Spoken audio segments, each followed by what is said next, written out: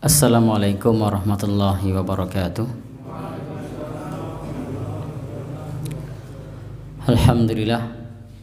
Innal hamdalillah nahmaduhu wa nasta'inuhu wa nastaghfiruh wa na'udzu bihi min syururi anfusina wa min sayyiati a'malina.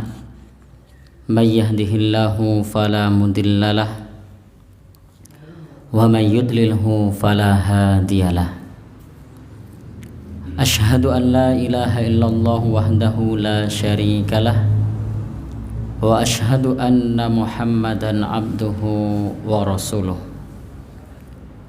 Allahumma salli wa sallim ala rasulika wa habibika Muhammad ibn Abdillah wa ala alihi wa sahbihi wa man ittaba'a huda wa jahada fi sabilihi ila yaumiddin. Amma ba'du. Bapak-bapak dan saudara-saudara yang berbahagia, pertama-tama kita panjatkan puji dan syukur kehadiran Allah yang masih melimpahkan kepada kita nikmatnya yang banyak, nikmat yang agung, nikmat iman dan Islam. Adapun yang kedua, salawat dan salam semoga tercurah pada Nabi kita Nabi Muhammad sallallahu alaihi wasallam sebagai uswah hasanah kita, teladan terbaik umat manusia sepanjang zaman. Adapun yang ketiga, di kesempatan ini kita akan membahas bab yang terkait dengan jual beli. Kalau tidak salah temanya sekarang fikih jual beli ya. Atau ada publikasi lain? Tidak ada. Jadi fikih jual beli, dan ini masih bersifat umum karena dalam jual beli itu ada macam-macam jenis jual beli. Ini masih bersifat umum, tidak membahas jual beli secara khusus, misalnya online, misalnya pesanan, misalnya makelar, misalnya jual beli yang Bapak dan saudara yang berbahagia sifatnya kontemporer dan lain sebagainya. Jadi ini masih bersifat umum. Bab jual beli. Terkait jual beli ini sebagai kesempurnaan Islam, karena ini adalah terkait urusan muamalah, maka jual beli pun tak luput dalam pembahasan Islam yang harus kita perhatikan. Di sana ada rambu-rambu, di sana ada larangan yang harus kita patuhi. Sesuai dengan prinsip kita bahwa segala sesuatu yang terkait dengan urusan muamalah itu asalnya adalah boleh selama tidak dilarang. Tetapi kalau terkait dengan urusan agama, maka sesuatu tersebut asalnya tidak boleh selama tidak ada dalil. Baik. Hukum jual beli. Al-bai'u masyru'un bil kitabil azizi. Jual beli ini disyariatkan di dalam Al-Quran. Jadi jual beli ini disyariatkan di dalam Al-Quran. Allah subhanahu wa ta'ala berfirman, wa ahallallahu al-bai'a wa harramar riba. Allah menghalalkan jual beli dan mengharamkan riba. Ini ada di surat Al-Baqarah ayat 275, bahwa Allah telah berfirman jual beli itu halal sedangkan riba itu haram. Ada perbedaan mendasar mengenai jual beli dengan riba, bahwa riba itu punya prinsip uang melahirkan uang. Sementara jual beli yang dihalalkan syariat itu uang menjadi barang baru menjadi uang. Prinsip riba itu tidak berisiko rugi karena uang nanti akan melahirkan uang, maka dia akan bertambah. Tetapi jual beli itu mengandung risiko rugi. Karena ada uang kita belikan barang kemudian dijual lagi untuk mendapatkan uang. Maka Bapak dan Saudara yang berbahagia yang dirahmati Allah, dalam jual beli ini dihalalkan oleh syariat karena memang orang yang jual beli itu ada ikhtiar dan ada kemungkinan rugi. Sementara dalam riba itu diharamkan karena dalam riba itu tidak ada kemungkinan rugi. Artinya orang yang melakukan transaksi riba itu satu pihak diuntungkan dan satu pihak dirugikan. Bapak dan Saudara yang berbahagia yang dirahmati oleh Allah Subhanahu wa taala, dan terkait dengan masalah riba ini nanti ada topik pembahasan tersendiri yang membahas mengenai bab hukum riba. Prinsipnya jual beli itu halal, riba itu haram, dan riba termasuk dosa besar. Di ayat yang sama di 275 Allah Subhanahu wa taala sudah berfirman bahwa alladzina ya'kuluna riba la yaqumuna illa kama yaqumul ladzi yatakhabbathu asyaitanu minal mas. Orang-orang yang memakan harta riba, mereka tidak berdiri kecuali seperti orang yang kesurupan setan lantaran kena penyakit gila. Itu kata Al-Quran. Maka dianjurkan kalau kita sudah memahami bahwa riba itu diharamkan, maka hendaknya kita tinggalkan riba. Silahkan berjual beli, tinggalkan riba. Faman ja'ahu mau'idhatum mir rabbih fantaha. Maka barang siapa yang datang nasihat dari Allah, hendaknya dia berhenti. Falahu ma salaf. Jadi kalau dia berhenti, baginya hartanya yang telah lalu. Wa amruhu ilallah, dan urusannya diserahkan kepada Allah Subhanahu wa taala. Tetapi kemudian Allah berfirman, wa man 'ada, barang siapa yang mengulang riba, faulaika ashabun nar, mereka itu adalah penghuni neraka, hum fiha khalidun, dan mereka itu kekal di dalamnya. Na'udzubillah min dzalik. Maka ikhwah sekalian, ternyata di dalam Al-Quran kalau kita menyimak ayat barusan, ada dosa selain syirik yang juga diberikan ancaman kekal di dalam neraka, yaitu dosa riba. Allah berfirman untuk siapa? Untuk waman ada, barang siapa yang sudah tahu dia masih ngulangi lagi. Dia sudah ngerti kalau riba itu haram tapi masih ngayel, maka disebut waman ada, barang siapa yang kembali lagi melakukan riba. Faulaika ashabun nar, maka bagi mereka penghuni neraka, hum fiha khalidun, dan mereka kekal di dalamnya. Maka kita patut berhati-hati di dalam bertransaksi, dalam bermuamalah, agar kita menjauhi perkara riba. Dan ini salah satu yang disebutkan oleh Rasulullah, bahwa di akhir zaman nanti orang-orang akan memakan harta riba. Faman lam ya'kulhu, barang siapa yang tidak makan riba, asabahu min ghubarihi, akan terkena debu-debu riba. Dalil yang kedua terkait disyariatkannya mengenai jual beli, yang pertama adalah dari Al-Quran. Contohnya tadi ayat ini, Allah halalkan jual beli dan haramkan riba.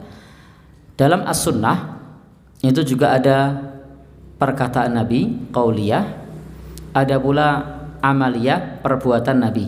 Jadi ada perkataan dan juga perbuatan Nabi secara sekaligus.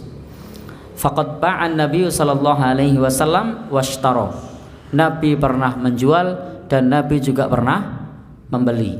Artinya memang jual beli ini disyariatkan dan dicontohkan oleh Nabi sallallahu alaihi wasallam. Dan beliau memberikan rambu-rambu di dalam jual beli.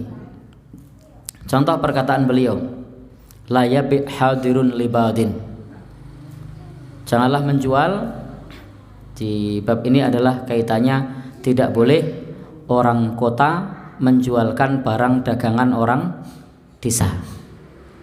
Jadi salah satu maklar yang dilarang itu adalah orang kota yang mencegat dagangan orang desa. Itu tidak diperbolehkan.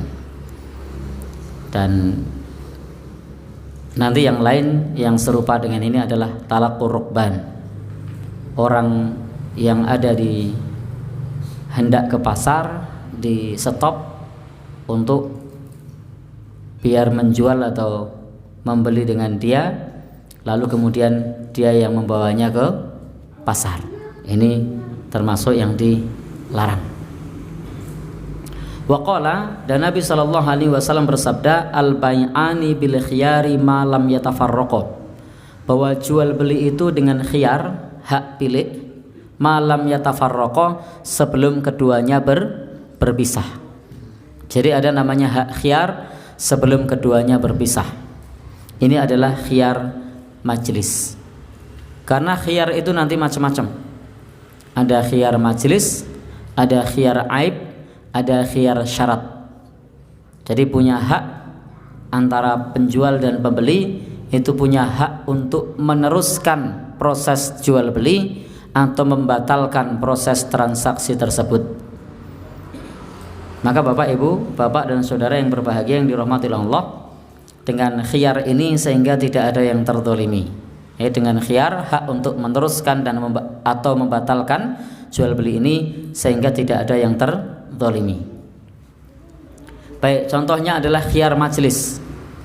Khiyar majlis itu hak untuk melanjutkan transaksi atau membatalkan transaksi selama dia masih berada di tempat tersebut pada saat tawar menawar. Maka pada saat proses tawar menawar tersebut dia tidak boleh diganggu. Artinya tidak boleh diganggu, tidak boleh ada orang lain yang menawar lagi darinya dengan harga yang lebih tinggi. Atau juga pada saat dia hendak membeli, tidak boleh ada orang yang bilang kepadanya beli saja di tempat saya dengan harga yang lebih murah. Itu tidak diperbolehkan. Kecuali memang nanti ada pembahasan jual beli sendiri namanya bai' muzayyadah, jual beli lelang, itu lain. Jadi dalam jual beli lelang itu diperbolehkan pada saat jual beli tersebut ada orang lain menawar dengan harga yang lebih tinggi. Tetapi itu sudah diumumkan sejak awal bahwa barang tersebut hendak dilelang. Itu lain. Maka Islam tidak mengharamkan jual beli lelang jika diumumkan sejak awal bahwa barang ini hendak dilelang. Maka tawaran tertinggilah yang nanti akan diloloskan. Baik Bapak dan Saudara, maka untuk khiyar majelis ini Nabi Shallallahu Alaihi Wasallam pernah bersabda, la yabi ba'dukum ala bai'i ba'din. Janganlah sebagian kalian menjual atas jualan sebagian saudaranya, atau juga membeli barang yang dibeli oleh saudaranya, atau menjual barang yang dijual oleh saudaranya. Ini maknanya adalah pada saat proses transaksi tawar menawar. Hadis ini bukan bermakna kalau kita jual pakaian sebelah tidak boleh jual pakaian. Karena banyak orang yang memahami hadis ini dengan pemahaman yang seperti itu. Ini juga bukan berarti kalau sebelah jual elektronik di sini tidak boleh jual elektronik. Jadi makna tidak boleh menjual barang yang dijual saudaranya itu maknanya adalah pada saat transaksi. Pas transaksi lagi tawar menawar, lalu kemudian mengatakan beli saja di tempat saya. Nah ini namanya menjual barang yang dijual oleh saudaranya. Itu tidak boleh. Tetapi kalau yang dimaksud dengan di sini jual elektronik, di depan jual elektronik, di sebelah jual elektronik, itu boleh, tidak masalah. Di selatan masjid jual herba, di utara masjid jual herba juga boleh.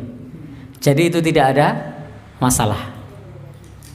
Yang bermasalah adalah pada saat kita hendak beli herba di selatan masjid, lalu utara masjid bilang beli saja di tempat saya. Nah ini masalah, itu tidak boleh. Karena ini termasuk menjual barang yang dijual oleh saudaranya. Demikian pula maknanya tidak boleh membeli barang yang dibeli oleh saudaranya tidak berarti kalau sebelah utara masjid beli kulkas, selatan masjid tidak boleh beli kulkas, bukan. Jadi kalau utara masjid beli kulkas, lalu selatan masjid beli kulkas, itu boleh, tidak masalah. Karena Bapak dan Saudara banyak yang memahami hadis ini dengan pemahaman kalau saudaranya beli sesuatu kita tidak boleh ikut beli. Ini tidak benar. Jadi boleh-boleh saja. Misalnya di depan masjid beli lemari baru, lalu belakang masjid beli lemari baru pula, boleh. Yang tidak boleh adalah pada saat transaksi tawar-menawar, dia mau membeli, lalu kemudian kita katakan kepada penjual, berikan saja kepada saya bayar dengan harga yang lebih tinggi. Nah, ini namanya membeli barang yang dibeli oleh saudaranya. Kebalikan dari yang awal. Kalau yang awal tadi adalah menjual barang yang dijual oleh saudaranya. Lagi proses tawar-menawar, lalu kita mengatakan kepadanya, beli saja di tempat saya kasih lebih murah. Ini tidak boleh, karena dia belum menyelesaikan transaksi. Kalau sudah memutuskan saya tidak jadi beli, maka boleh kita datang kepada pembeli tadi, Bu, beli aja di tempat saya, coba lihat barangnya, kami juga menyediakan barang yang sama, tetapi dengan catatan dia sudah membatalkan kepada penjual yang pertama. Jika dia sudah membatalkan, boleh kita mengatakan, monggo pinarak tenggen kulo, silahkan mampir di tempat kami, lihat barang kami, tidak masalah. Tapi kalau masih proses transaksi, nah ini tidak boleh. Tapi tidak tahu apakah praktek begitu, masih transaksi begitu, apa ada apa enggak itu kan untuk saat ini, diojo-ojoi begitu, atau dikedep-kedepi, atau di provokatori dan lain sebagainya. Sama halnya pula kalau kita mau membeli barang yang tidak jadi dibeli oleh orang lain, itu juga boleh. Dia sudah tawar, harganya tidak cocok, lalu yang mau beli pergi, lalu kita datangi, lalu kita beli. Tadi dengar ada orang tawar-menawar sepatu misalnya, sepatunya yang mahal misalnya, merek tertentu, harganya misalnya 700.000, sepatunya larang gitu kan. Lalu kemudian pas tawar-menawar, orang yang pertama mengatakan 500, tidak boleh. Si pemilik toko bilang 600. Akhirnya tidak jadi karena harganya mahal. Sementara orang yang kedua yang tahu barang, oh ini kalau 600 sudah murah ini. Di pasaran jualnya 700, lalu dia datang, Pak, saya mau beli sepatu yang mau dibeli sepatu Bapak tadi yang tidak jadi. Berapa Pak? 700. Tadi saya dengar jenengan mau melepas 600 kok. 600 ya? Oh ya. Nah, boleh. Karena orang pertama tadi sudah membatalkan. Jadi ini tidak berarti maknanya sebagaimana yang dipahami oleh umum. Kalau depan jual bakso, di sini juga boleh jual bakso, itu tidak masalah. Boleh-boleh saja. Bahkan satu komplek jual bakso semua itu juga boleh kok. Sebagaimana kalau kita melihat misalnya di pasar-pasar itu, di Jogjatronik misalnya, semua jual handphone juga boleh. Justru kalau yang satu jual handphone, yang lain jual tempe, jual tahu, itu mungkin malah tidak laku. Namanya Jogjatronik kok jual tahu tempe. Jadi kecuali namanya Jogja tempe atau Jogja tahu tempe, nah itu lain cerita. Atau juga misalnya di tempat onderdil sepeda motor, di sini jual onderdil, tidak masalah. Justru malah disitulah laris, karena menjadi rujukan orang.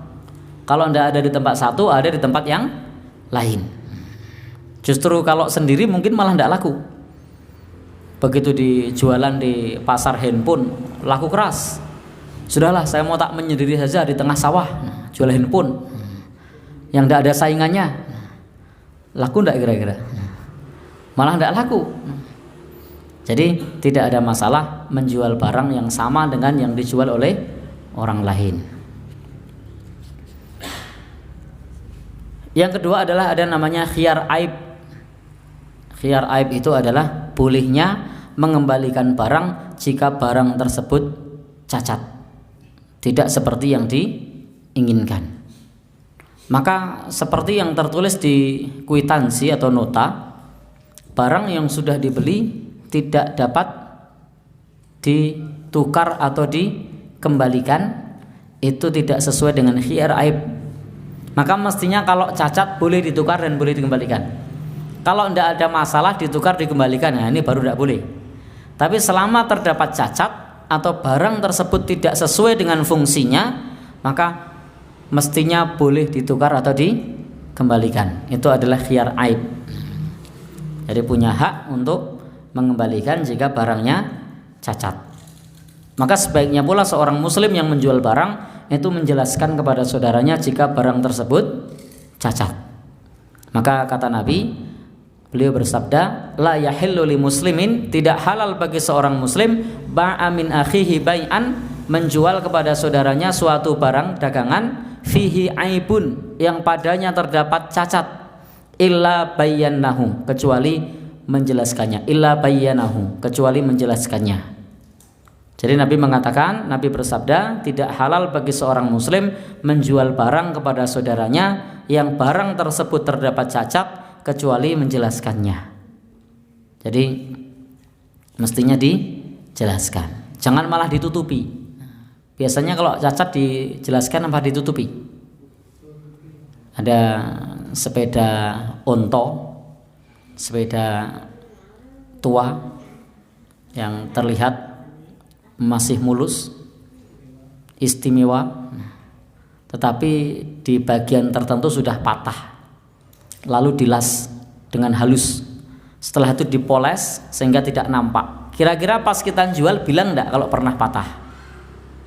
Ini sudah dilas. Nah, seorang muslim mestinya ketika menjual barang yang begitu dikasih tahu, Bapak, ini sepeda ini masih ori, belum ada yang kita ganti, tapi punya kelemahan, ini pernah patah. Ini kita las, dan alhamdulillah hasil lasnya bagus, ini tidak nampak kalau pernah patah. Insya Allah tukang lasnya juga terpercaya, sehingga ini ngelasnya juga bukan sembarangan. Jadi dijelaskan. Tetapi biasanya saya tidak tahu kalau orang jual begitu dijelaskan apa enggak? Enggak. Kok enggak? Ya. Gimana? Lah itu sudah risiko karena barangnya cacat. Ada pepatah mengatakan, apa kata pepatah? Ono rego ono rupo. Nah, ono rego ono rupo. Jadi dijelaskan. Saya juga begitu, kalau dulu saya punya langganan untuk beli buku, penjual bukunya itu baik sekali. Dia selalu menjelaskan kalau buku itu terdapat cacat, dan yang terdapat cacat itu harganya lebih murah. Saya kalau datang ke toko buku itu, saya tidak nyari yang bagus, saya nyari ada yang buku yang cacat enggak, Pak? Ada itu. Nah, kenapa? Karena harganya lebih murah. Bagi saya mau tulisannya kebalik tidak masalah, yang penting bisa dibaca, dapat potongan. Sehingga kalau misalnya minjem buku saya kok bagian tengah ada yang kebalik 3 atau 2, itu jangan kaget, karena beli yang murah. Atau yang apa, tintanya blobor itu, yang tintanya blobor atau ada yang kelipet, itu harganya selisihnya lumayan itu. Gimana, Pak? Oh gitu. Wallahu alam. Jadi saya tanya kepada penjualnya, ada yang cacat enggak? Ada. Jadi dapat potongan yang cacat begitu. Jadi kata beliau bukan bacakan tapi sortiran. Ya, sortiran. Sudah buku yang sortiran itu harganya lebih murah. Sehingga kalau demikian nanti insya Allah akan menemukan segmennya. Jadi jangan khawatir bukunya tidak laku, barangnya tidak laku. Terbukti saya secara pribadi waktu itu kalau belanja ke tempat beliau itu justru nyari yang cacat, karena dia selalu menjelaskan yang cacat, ada segmennya sendiri ternyata. Maka nanti kalau penjual sepeda juga bilang ini dilas dan lain sebagainya, orang nyari sepeda di sana itu tidak akan kecewa karena mendapatkan penjelasan yang komplit. Nah, sehingga akan tanya, kalau budgetnya terbatas dia akan tanya yang pernah patah mana ini, yang pernah patah. Karena budgetnya terbatas, akan bertanya, mencari yang harganya murah. Baik, ini khiyar aib. Maka kalau barang itu cacat, barang itu tidak sesuai dengan fungsinya, maka dia punya hak untuk mengembalikan barang. Misalnya kita beli setrika. Setrika itu kalau di toko dicoba apa enggak? Enggak dicoba. Biasanya hanya dicolok kayak ke listrik, lampunya udah nyala. Lalu pelayan tokonya atau waitersnya bilang, nyala ya Pak ya? Nah, cuma bilang nyala Pak ya. Tidak bilang panas Pak ya, enggak bilang. Tapi hanya bilang nyala Pak ya. Nah, ya nyala. Ternyata dibawa pulang sampai rumah, buat nyetrika kok enggak panas, lampunya memang nyala. Maka si pembeli berhak untuk menukar atau mengembalikan karena setrikanya tidak bisa dipakai.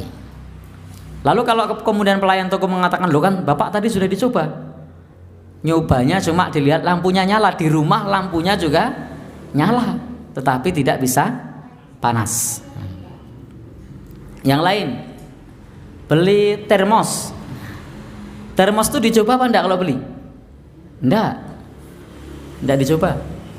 Maka biasanya termos itu kalau beli kita tidak bisa ngecek ini nanti kalau dikasih air panas atau tidak.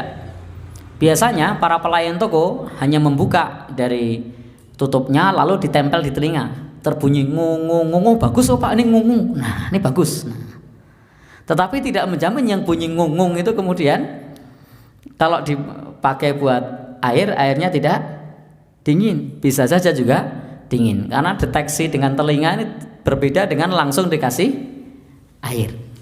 Ternyata begitu dikasih air, airnya tidak tahan panas sehingga panasnya tidak berlangsung lama. Setelah dalam waktu 12 jam airnya pun dingin.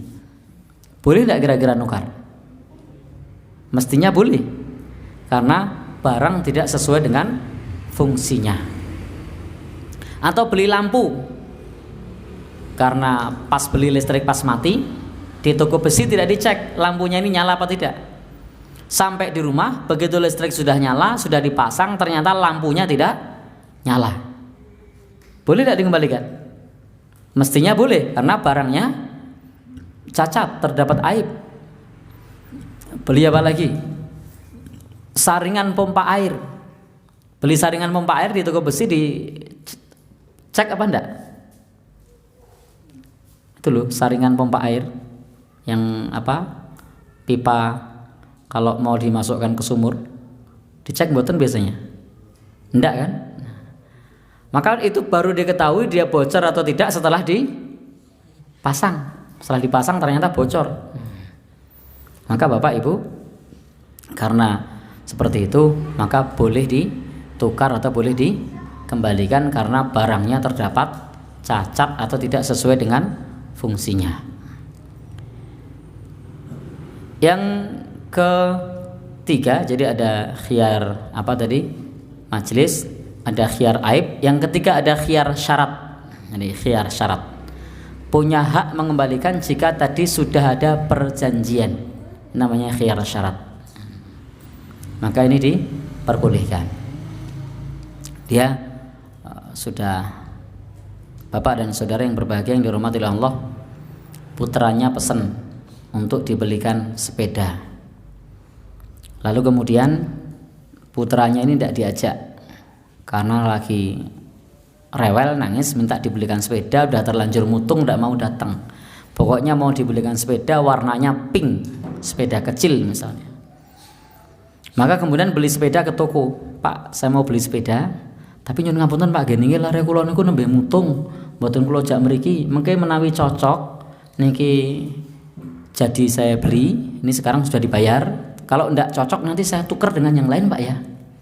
Ini namanya khiyar syarat. Maka sudah dibeli di barang, karena mau dibawa ke anaknya terlanjur nangis mutung tadi, diajak ke toko enggak mau. Lalu kemudian bilang sama anaknya, nak cocok enggak ini? Asik, hore, alhamdulillah misalnya kan. Nah berarti cocok, tinggal ngabari, alhamdulillah cocok. Berarti sudah fix dibeli, tidak perlu ditukar lagi. Kalau ternyata tidak cocok, maka bisa untuk dikembalikan. karena tadi sudah ada perjanjian sebelumnya. Kalau tidak ada perjanjian semacam ini tidak boleh, karena tidak ada cacat terhadap barangnya, tidak ada masalah, maka hendaknya dalam masalah ini ada rembuk perjanjian terlebih dahulu.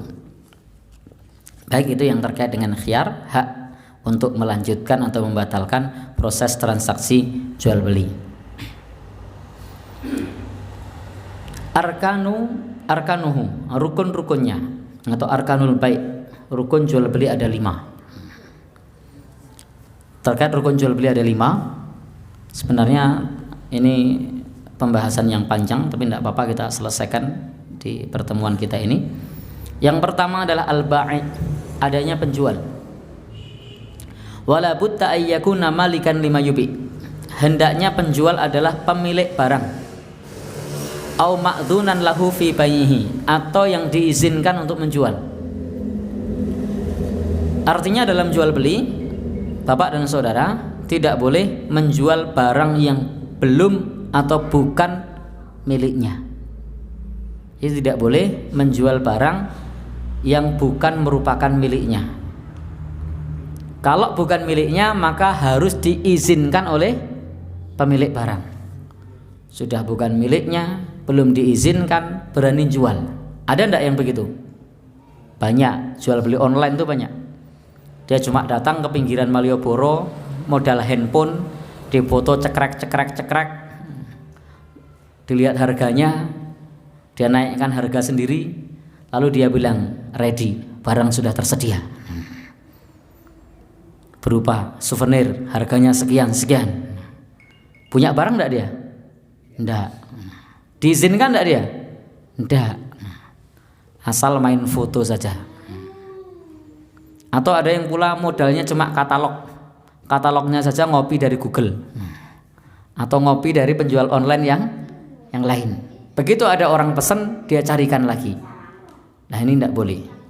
Dia bukan pemilik barang dan tidak diizinkan untuk menjual barang tersebut. Dan penjual ini adalah rasyid dan ghairu safi, bukan orang yang bodoh. Artinya yang paham mengenai masalah jual beli. Jadi bukan orang yang bodoh, tetapi orang yang paham mengenai masalah jual beli. Tidak boleh penjualnya ini adalah safi, orang yang tidak paham jual beli, orang gila, tahu-tahu ngambil beberapa handphone di rumah ditawarkan sama orang, tapi yang jual orang gila. Sah apa enggak? Tidak. Maka orang yang waras kalau mengambilnya wajib dikembalikan, tidak boleh mengatakan, loh tadi kan sudah dijual oleh saudara jenengan. Saudara yang mana? Yang weng itu loh misalnya. Nah, itu justru yang membeli ini bermasalah. Sudah tahu yang jual ini orang yang bermasalah, kenapa dia mau membeli? Mestinya karena yang menjual orang yang safi, orang yang tidak paham jual beli, maka mestinya tidak dibeli. Tidak boleh malah cari kesempatan. Inggir gani bro, wis tukunan sakarepmu. 1.000 rupiah yo, 500 ya oleh misalnya kan, karena orang tidak paham. Lalu kemudian bawa handphone 5, naik duit 2.500 ya, tak tuku 2.500, 2.500 rupiah. Lalu handphonenya dimiliki. Nah, ini tidak benar, karena dia yang melakukan transaksi orang yang tidak paham jual beli. Yang kedua, al-mushtari, pembeli. Adapun pembeli hendaknya orang yang paham mengenai masalah barang yang dibeli. Tidak boleh dia orang yang safi, yang tidak paham. Wala sobiyan lam yu'dan, tidak boleh anak kecil yang belum diizinkan. Artinya kalau anak kecil melakukan jual beli, sementara anak kecil ini belum diizinkan melakukan jual beli, maka harus tahu dan paham konsekuensinya. Kita punya warung, lalu kemudian ada anak kecil borong barang. Lah duitnya mana dek? Nanti ayah. Ternyata dikasih, barangnya banyak. Ternyata bapaknya tidak mau bayar karena dia tidak diizinkan, tidak dikasih. Maka mestinya kita harus paham, jangan dikasih. Tanya dulu sama bapaknya, bener tidak dia disuruh? Jangan-jangan dia tidak suruh. Plus jukuke warna-warna bola-bali meneh. Orang tuanya tidak tahu lagi. Maka ini akan menimbulkan masalah kepada tetangga karena anak kecil bisa terjadi konflik dingin karena anaknya belanja tetapi orang tuanya tidak mengizinkan, sementara sama si penjualnya tetap dikasih. Mestinya harus dijelaskan. Yang ketiga, barang yang dijual. Barang yang dijual ayyakuna mubahan tahiran makduron. Barang tersebut adalah barang yang mubah, barang yang suci, bukan barang yang najis. Jadi barang tersebut barang yang boleh dijual beli. Kalau barang yang dilarang dijual beli, maka tidak sah jual belinya. Jual beli babi boleh enggak? Enggak boleh. Jual beli najis boleh enggak? Enggak boleh, karena barangnya tadi najis.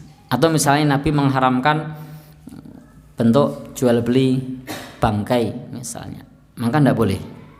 Harus yang dijual barangnya ini barang yang mubah, bukan barang yang dilarang, tohiron, barang yang suci, bukan barang yang najis. Dan dia barangnya, Bapak dan saudara yang berbahagia yang dirahmati Allah, bukan sesuatu yang membahayakan bagi diri sendiri maupun orang lain. Obat-obatan terlarang misalnya, tidak boleh. Minuman keras misalnya, tidak boleh. Jadi harus barang-barang yang benar diizinkan oleh syariat. Yang keempat, ada serah terima barang. Jadi yang keempat ada serah terima barang.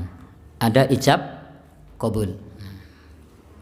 Maka Bapak dan saudara yang berbahagia yang dirahmati Allah Subhanahu wa taala, terjadi transaksi ijab qabul, serah terima barang.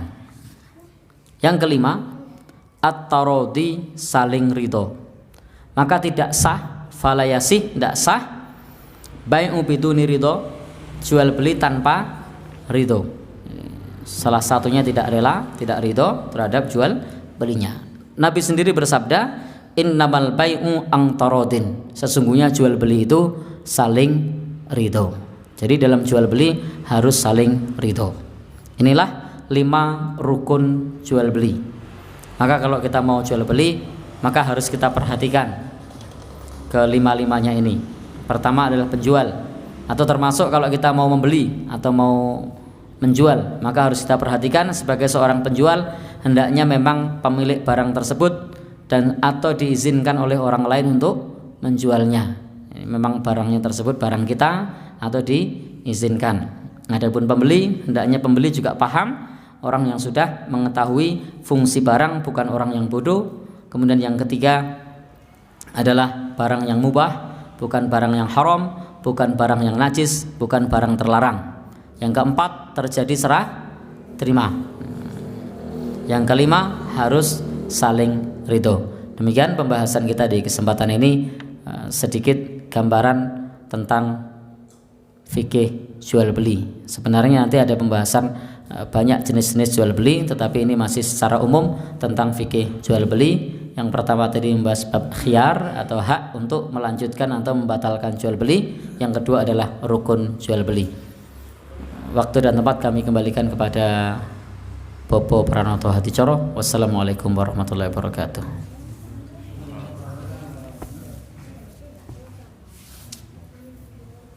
Demikian uraian dari terdengar. Mungkin dari teman-teman ada yang ingin ditanyakan Pak tema jual beli. Pak Agus yang betul Sawan. Silakan. Assalamualaikum warahmatullahi wabarakatuh. Jadi Pak Ustaz, ini yang saya mau tanyakan itu tadi Ustaz menyebutkan dilarang jual beli barang yang najis. Ya. Kalau misalkan ada sekarang kan banyak ya, ini misalkan jual beli indel sama air kencing kelinci itu kan buat ini nyemprot tanaman, itu hukumnya gimana? Terima kasih. Ini tentang jual beli intil. Intil itu kotoran kambing ya. Kemudian air kencing kelinci. Kita harus memahami bahwa pendapat yang roji, pendapat yang kuat, kotoran hewan yang hewan tersebut dagingnya halal untuk dimakan, maka kotorannya statusnya tidak najis, sehingga boleh diperjualbelikan. Kambing dagingnya halal, sehingga kotorannya tidak najis. Kelinci dagingnya halal, maka kotorannya juga tidak najis. Karena kotorannya tidak najis, maka jual belinya pun halal. Baik, kalau begitu kita pakai misalnya pendapat yang kedua yang mengatakan najis. Bagi pendapat pertama bahwasanya pendapat kotoran hewan yang dagingnya halal dimakan tidak najis, ini tidak jadi soal, tidak jadi masalah untuk melakukan jual beli. Yang kedua, yang berpendapat bahwasanya kotorannya adalah najis, maka akadnya biasanya bukan akad jual beli barang, tapi akad jual beli jasa atau ijarah. Saya jual jasa mengumpulkan intil. Jadi yang dijual bukan intilnya, tapi minta bayaran ongkos dari jasa mengumpulkannya. Jadi akadnya bukan akad jual beli, tapi akad ijarah. Jadi akad upah jasa mengumpulkan.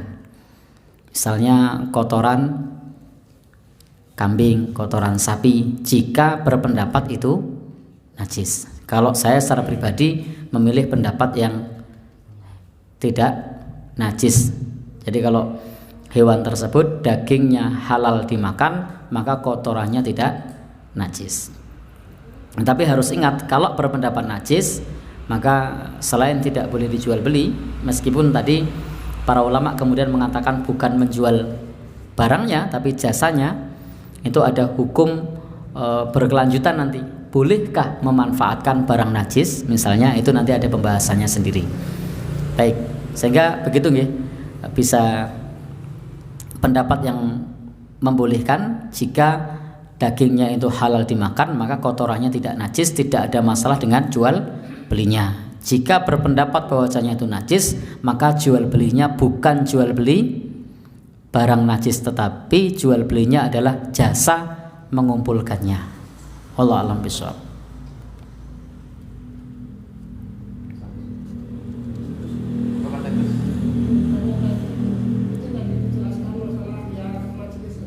Ya.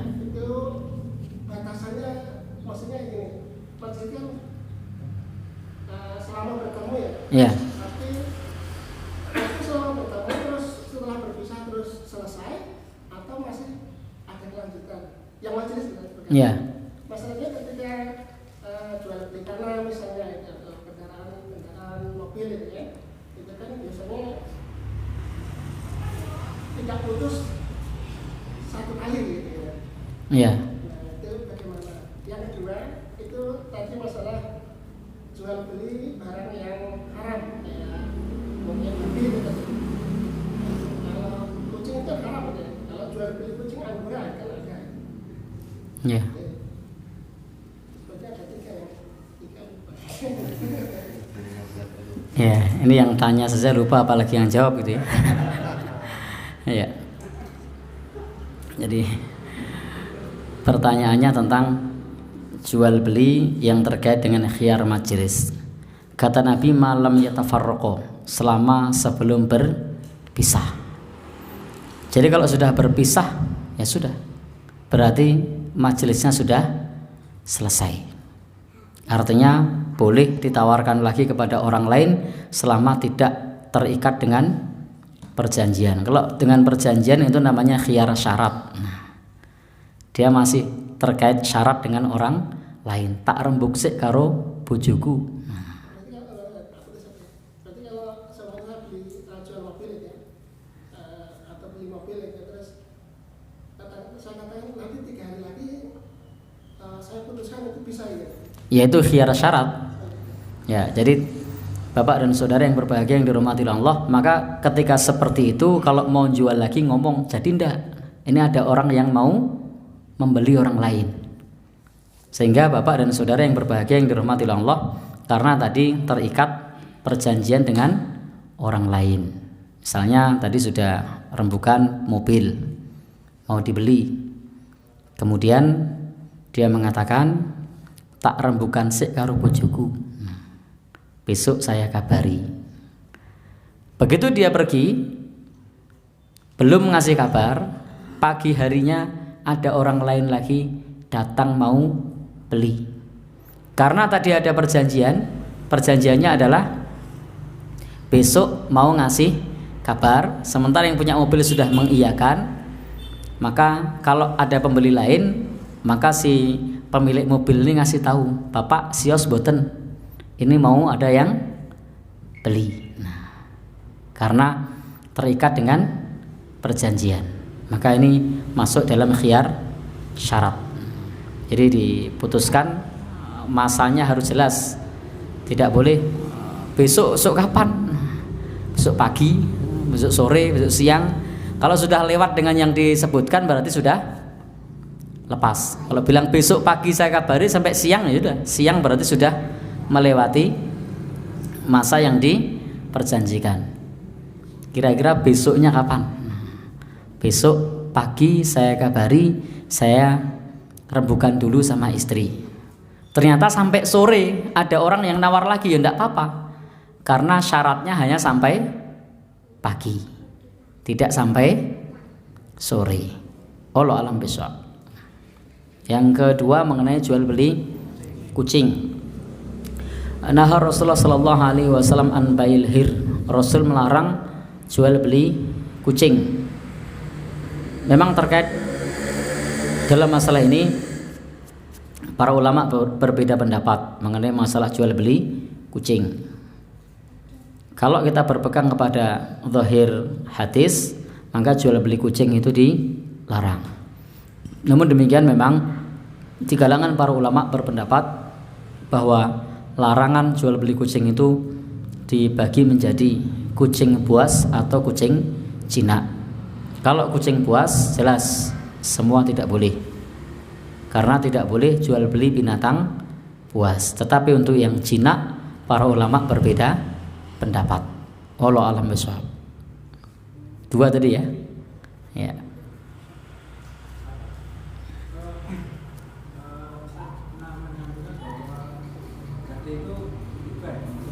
Ya? Ya, gadai, ya. Itu bagaimana Rasulullah itu pernah memberikan pakaian besi dan pada adoti. Bagaimana? Ya, gadai yang dilakukan oleh Rasulullah itu tidak ada tambahannya. Maka ketika saya membahas mengenai masalah gadai, itu saya sebutkan gadai riba berkedok gadai. Saya sebutkan riba berkedok gadai. Kalau gadai sungguhan tidak apa-apa. Dalam Al-Quran itu ada ayat gadai. Wa in kuntum ala safari walam tajidu katiban farihanum maqbudah. Ini ayat yang menjelaskan mengenai bolehnya gadai. Tetapi gadai yang sesuai dengan syariat. Jadi kalau gadainya 5 juta ya kembali 5 juta. Gadainya 3 juta ya kembali 3 juta. Biasanya kembalinya nambah apa kurang? Nambah. Dan barangnya itu disimpan, tidak dimanfaatkan. Ada yang tidak nambah, tetapi faktanya ketika tidak nambah barangnya dipakai. Gadai motor 4 juta kembali 4 juta, ini motornya nggo golek damen, nggo golek apa-apa, nggo nyambut gawe di polo. Sampai rantainya usang, bane alus, oline ra diganti, unine kletek-kletek, lampune mati. Nah, maka ini namanya riba. Tetapi kalau gadai yang dimaksud oleh Rasulullah dan pernah diamalkan oleh Rasulullah adalah ya, barang gadai tersebut tidak dimanfaatkan, karena ada larangan memanfaatkan barang gadai. Dia hanya sebagai jaminan, tidak dimanfaatkan. Gade motor dimanfaatkan enggak? Dimanfaatkan. Kemudian uangnya kalau 5 juta ya kembali 5 juta. Kalau mau nambah itu tidak boleh disepakati sebelumnya. Biasanya gade emas tambahnya ada tambahan apa enggak? Misalnya orang gadekan emas, orang gadekan apa barang berharga, orang gadekan BPKB, orang gadekan apa, semuanya ada tambahannya, tidak cuma. Maka tambahan itu riba. Sehingga jangan disamakan dengan Rasulullah pada saat menggadai baju besi. Jadi tidak seperti itu. Karena prakteknya saat ini hampir sulit mencari gade yang uangnya kembali, barangnya kembali dengan nominal yang sama. Wonten boten Pak? Ya, hampir sulit. Begitu Pak nggih. Jadi silahkan gade boleh. Yang saya bahas waktu itu mengenai masalah gade itu, saya mengatakan riba berkedok gade. Kalau gade sendiri boleh, maka saya katakan berkedok. Karena aslinya adalah riba. Seolah-olah boleh karena disebut gade. Nah, gade itu boleh. Yang tidak boleh karena gadenya terdapat riba. Ribanya tidak harus berupa tambahan uang, tetapi bisa berupa memanfaatkan barang. Itu riba. Yang namanya riba itu tidak harus berupa uang, tapi bisa berupa memanfaatkan barangnya. Contoh misalnya, saya terjadi pinjam-meminjam sama Mas Anto misalnya. Ketika saya pinjam sama Mas Anto, lalu kemudian saya lihat beliau lagi berjalan kaki, lalu saya bilang monggo bareng. Karena saya tidak enak, beliau sudah minjemin uang sama saya. Maka ketika beliau naik karena hendak saya antarkan karena saya tidak enak, dia mendapatkan manfaat, itu juga termasuk riba. Biasanya saya lihat beliau tidak tak bonceng karena tidak minjemin saya. Begitu lewat ya assalamualaikum, waalaikumsalam, selesai, tidak ada urusan. Tapi begitu minjemin saya, wah iki baru nyeri duit ya. Langsung monggo sarengan. Kok naik? Nah, itu riba. Karena manfaat dari meminjamkan uang. Allah alam besar. Udah kebiasaan enggak apa-apa. Kalau sudah biasa enggak apa-apa. Illa jaro bainahu wa bainaha. Kecuali keduanya sudah terbiasa. Jadi kalau sudah terbiasa sebelumnya enggak masalah. Yang saya sampaikan tadi kan sebelumnya itu enggak lewat ya assalamualaikum biasa. Ngelancangi biasa. Tetapi karena berjileh, wah kira kepenai. Nah, maka tidak boleh. Tetapi kalau sudah biasanya diambil, biasanya dibonceng lalu pinjam meminjam tetap memboncengkan tidak masalah karena bukan bagian dari manfaat meminjamkan uang. Bukan bagian dari manfaat meminjamkan uang. Sebelum meminjamkan uang, entara tahu mijeti, bahasan dijili, gaweannya anggar kepethuk tak pijeti nih. Nah ini bagian dari riba karena mengambil manfaat mijeti, tetapi sebelumnya sudah terbiasa mijeti, lalu kemudian terjadi pinjam meminjam masih tetap mijeti ya tidak masalah. Wallahu alam bisawab.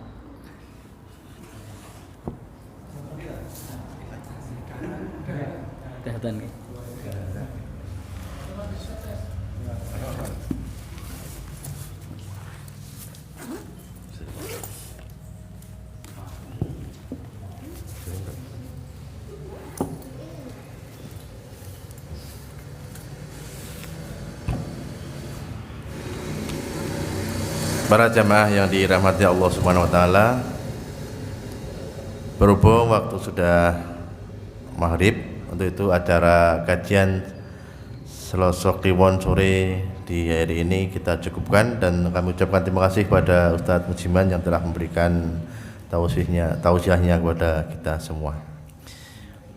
Untuk akhir acara di sore hari ini, sebelum saya tutup, lain-lain saya sampaikan bahwa untuk perolehan dari dana untuk pembelian mobil layanan umat alhamdulillah sudah terkumpul 36 juta lebih, jadi hampir 37 juta. Jadi alhamdulillah, itu monggo pada teman-teman yang berkeinginan untuk beramal jariah, dari panitia, dari pengurus tetap menerima dari dana panjenengan semua.